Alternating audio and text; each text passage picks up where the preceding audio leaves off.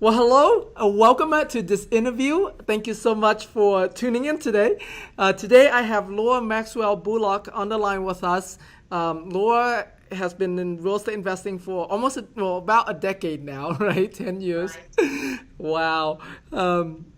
And Laura and her sister, they're partners, so they have an interesting dynamics of working in the family business, and they've done a ton of deals, more than a couple hundred deals, plus teaching students and deals with the students as well.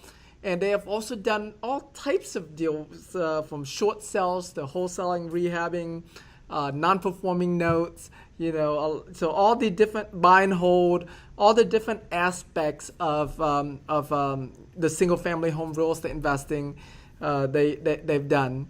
And today we're gonna interview Laura on about how to tap in private money from all the baby boomers out there, which is an amazing source. I mean, all of my private lenders, with the exception of maybe one, they're all baby boomers. Right. So Laura, thank you so much for doing this interview with me. You're welcome. Awesome, Happy to be here. awesome. All right, Laura, uh, let's start with talking about your first deal, right? Because first deal is always the most interesting deal, well, at least to me, anyways. Right. So share with us, about your first deal, and then share with us, what got you interested in real estate investing. Okay. Actually, the first deal we started was a short sale, Okay. and we started that while that was actually progressing through the minefield of the negotiations and everything. Right. We came upon a gentleman who had contacted us through our website. We had built a website, and he wanted to know if we could wholesale some properties with him. He was a tired landlord. I see. And so, as I had stated, we were talking earlier, we used your option contract and put his properties under your option on the option contract that That's we cool. had gotten through you all. And so we ended up selling it. We made a large sum of money at that time. We were so excited over our first one. It was $1,765. But we were so happy because we did our first deal. And once you get your first deal under your belt, it's usually free going then. And then, like I said, we were very much involved in the short sale business. At any given time, we had 40 to 50 properties in our pipeline Oh wow. because we're at the peak of the short sale. And like I said, the predatory loans were going Right. on at that time. So, but we did sprinkle in our wholesaling at that time too. So, but yeah, we were really happy to get that done. Right. Yeah. I mean, I know. Yeah. First deal for most of us, even if we didn't make any money, we would be happy just for the education of it. That's right. It's like, That's right. yes, I did it. Right. And to tell you the truth, you had a website a long time ago, the DoDeals, Yes. and we used to get some of the leads from that. Oh, that's awesome. Yes, yes, we did. That's Uh, awesome. I'm but I'm actually working on relaunching it actually. are you So really? yeah. Let me know if you do. Okay. Okay, Sure that'd will. be great because it was very helpful. It really was back then. And what got us started in it, to kind of go back to our starting of our career in real estate, is our it was our mother. I was wanting to do the real. I always wanted to do the real estate investing, and I'm one of them that had the Carlton sheets, you know, books and tapes at the time, and what have you. And we lost our mother, and so one evening, Donna and I, my partner, were on the phone, and we started talking about it. And I have always been an entrepreneur at heart. Always have owned my own businesses over the course of time. And my sister hasn't. She's always been corporate. And so we were talking one evening, and she said, let's try it. Let's do it. And of course, I about fell off my chair over that. And so that actually started our career in the investing world. and we could not get as much knowledge. I mean, we tried, we were just scooping up anything and everything on the internet we could at the time. And that's when we took on the short sales and started that. And then, like I said, we sprinkled the wholesaling in between of that. But the short sales were very heavy for us. We really, really, we helped homeowners constantly, either work out, we help them either work out some type of modification, or we actually help them with the short sales, Right. so they could move on and make a better life for them at that time. So, yeah, Those were some crazy days for sure. they sure were. Okay, so from there, I guess how did you came about expanding into, doing all different types of deals? Well, one thing is like we have quite a few people that have come to us that wanted to learn different things, and so we would actually get with people that have already knew it, or we would whoever we could get trained by. And that's one thing I've always said: if you've got a mentor, you will move your business that much quicker. We built teams. We had short sell teams going. We had wholesale teams. We had rehab teams going. Because I think you're only as good as your teams are, Right. in that sense. And that's what we would do. We would build the teams to help us. Gotcha. Okay. Cool. Now let's get into the private money part of it. Okay. It's a big topic and a favorite topic for a lot of people, right? Because the more money we can find, the more deals we can do. Yes, you can do. Right. Right. So let's talk about this baby boomer generation, generation and community. Share with us what you share about, all of these people are now going into retirement. Correct. At really basically around my age, and they're going into retirement. A lot of them, their retirements aren't making anything, and plus in the banks you're not making anything, and so they're coming to me because they see what I have done, because I talk. That's one thing I've always told everyone: talk what you do anywhere, because you never know who you're going to find the interest in that really wants to talk to you about it.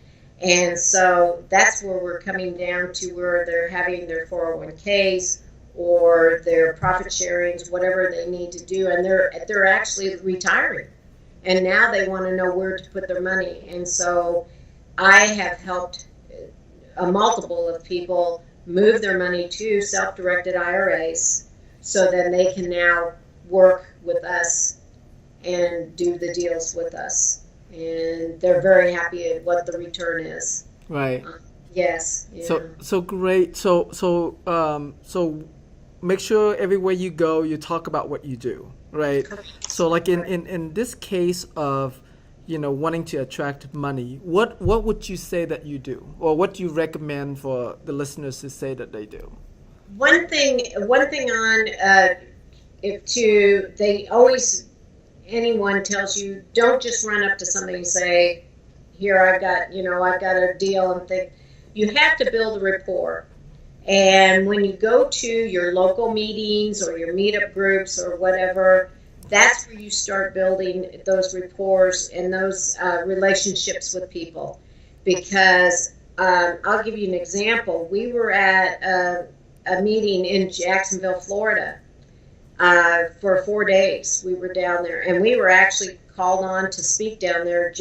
We didn't even know we were going to, but they called us up to talk on stage about our things. And this gentleman and his wife were in the audience. I would never have thought they had money, the way they looked, the way they dressed or anything. And they approached us afterwards and started talking and said, we don't want to do the business. We don't want to do the deals. We would just want to, make the money. And so if you can be that person for someone, that's great. If they don't want to be in the trenches, then why not go ahead and you be that person for them? Right. Yeah. And so we did, and to this day, it's 5 years later, we're still with them and have partnered on multiple things. Gotcha. Okay. Yeah, so basically just casually talking, building relationship, Right. and and then there let it sort of naturally um, Progress over time. progress. Okay, got it. Okay, so for someone like yourself, yeah, you're a baby boomer yourself, so that rapport that you're able to build with the other baby boomers are much faster than someone who's younger, like maybe they're in their 20s or 30s even, right? Right. What Right. what would you recommend to do? Yeah, like the listeners to do, or how should they approach it? In the younger sector, what I would do is I would go ahead and still do your meetings, still do the groups, talk about a deal that you are either involved with or that you have done. Give them the statistics because I really think, to be very honest, I don't really think age has really no boundaries on this because there's a lot of young people out there that are much more quicker and Yeah. dynamics to get their deals. Right. They and quick learning, and they're Right. very much tech savvy Right. Right. than a lot of people, are my age. And so that's one thing I would say to do is to just be out there among everyone. Uh, Young people, I have them approach me. They really don't have too much we don't have any problems with that. And to tell you, a lot of times they come with fresh ideas. Yeah. And I think that's great. I really do. That's Yeah. that's awesome. Okay, so besides going to events, seminars, meetup groups to find these people, where else can we find these baby boomers that are retiring that we can help put their retirement money to work? A lot of times, what you can do is you can get on your local county or government websites, Mm-hmm. the public, look up and find out who has, you can actually find out who has been a cash buyer. And then what we did is over time, we sent letters out Okay. to introduce us. Our company, this is what we do. I've seen that you have, purchased or been involved in a purchase on 123 Main Street. And so that can open up the lines of communication when they contact you over it. That has worked out great for us. Hmm. And a lot of times, once things start to happen, referrals are really big in this business. I feel that way about it. Yeah. But really, truthfully, that's one thing you can do is to go to your local government, look it up, your county websites. Okay, so like if someone paid cash for property, or maybe they were a lender on that property. Okay, Right. all right. So and then send them a letter. So when you go to cold market like that, right? Sending them a letter. Do you invite them to lunch? Do you like how do you, So maybe they call you, and what would they like in the letter? What are you letting them know that would have I them give take the them next step? Right. I give them a kind of a executive summary of our company Okay. and what we've done. I might even include a deal that we have already finished, so it gives them some, substance of what our company is. Mm-hmm. But I really invite them to call me first, I see. and then we have the conversation. And then if we need to connect or meet, then we will. And a lot of times it's been at a coffee shop. When we were building teams, even including money partners, we met at coffee shops a lot of times with people. And so but like I said, over the course of time, it's been a little different because we are known now, Yeah. in business. So, but yeah, to get started, just to get that first opening I would send them the letter and get the phone number, your phone number out there. Even if you have a website, even if you don't have a website, it's fine. It's just getting your name out there. Right. Okay. Yeah. All right. What else? How else can someone find these baby boomers for the private lending? One thing you can do is go to IRA. If anybody's bought out of their IRA, that's usually a pretty much an indication. They can go to any kind of a meeting, a mixer in their area. They can actually see if, like I said, it's all referrals with me. I see. All right, so let's talk about that. So let's talk about referrals. So is there something that you say to activate that referral? Like if right, I understand what you're saying. If someone is on, that has come to me and out of, let's say, a letter that I had generated, we have the conversation. In the conversation, I will say, too, if you know of someone else, or you've heard, or you're, someone that is having struggles with their money or whatever, that needs to put it into some performing account, let them get a hold of me. Give them my name, give them my phone number. I'm open to that. And so if you can really actually put out there that you are, entertaining anyone or anybody that wants to build their wealth, and that's what we call, when we deal with the private money, we call that building the wealth. I see. And so if they're wanting to get their wealth built, then usually that's how they contact us. They really do. Gotcha. Okay. All right. That sounds good. And what do you offer to these private lenders? What kind of terms? Okay, what I do, one thing I do is, first thing is that if anyone's standing around and just listening to me, what I will say is, what do you make in your bank? What is your percentage you're making on your money today? How's that working out for you? That's always a great line, because that opens up the line of communication with them. One thing, too, is if somebody is connected with me in another, in a business, or because I have other outlets that I'm involved in, they'll come to me and say, look, I've got X amount of dollars. I really want to work with you. I never guarantee a return except for at whatever it's per deal. One reason is because it can be equity based. It can be, it can be interest only. There's always different strategies when you're working with private lenders. So I never do a guarantee of any kind of, a percentage. Right. At this point, yeah. And that's one thing. A lot of people, that's not good to do. It's not good practice to do that anyhow.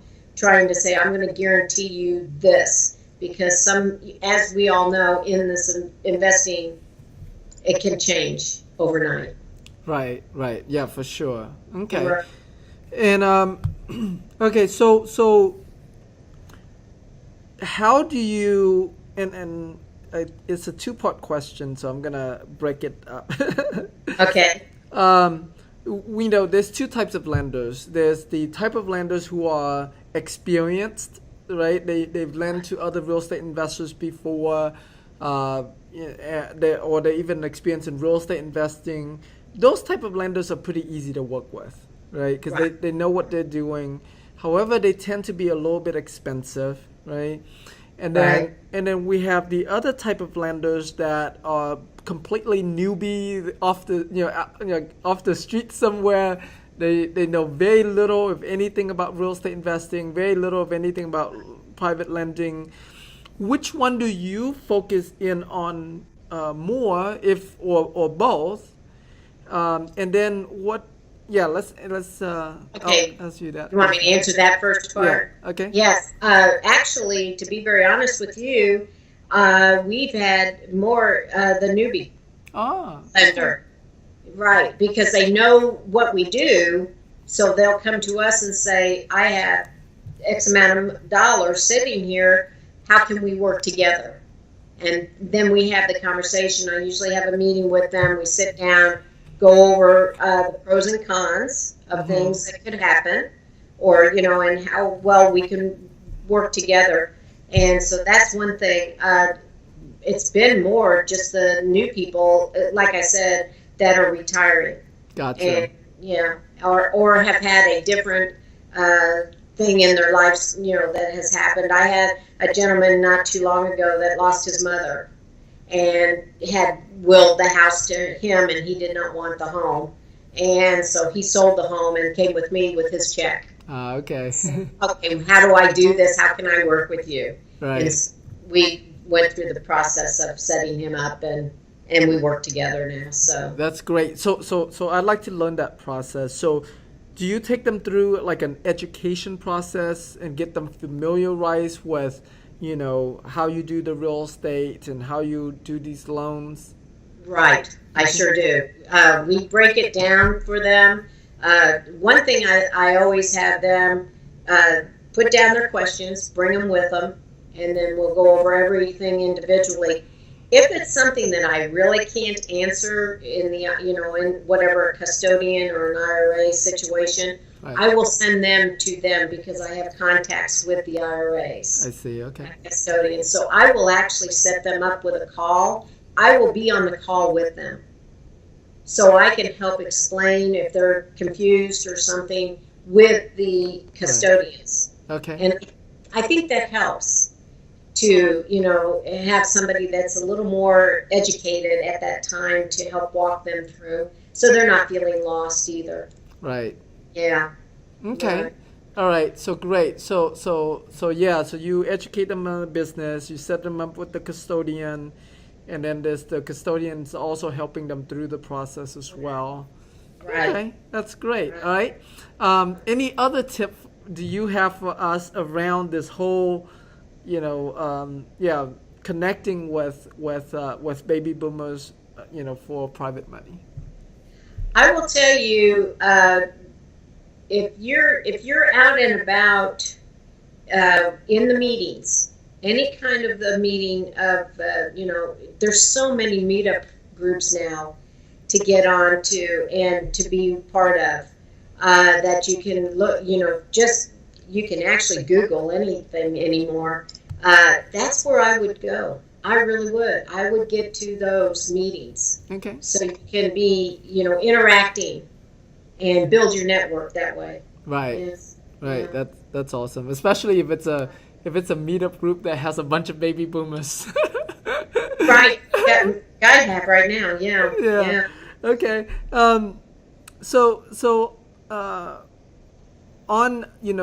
One of the things that you and I were talking about earlier is that you've been buying and selling non-performing notes. Right. And then you're looking at to hold some of these notes long term. Would it work the same of using these private money to buy those notes? Yes. And then you just at that point, how do you just make a spread? Like, how would you structure it so that you make money? So they'll make money and we'll make money. Yeah. We all are happy. Yeah. Right.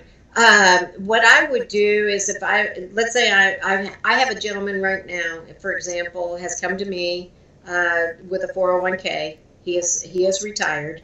We have it set up now with an IRA custodian. Okay.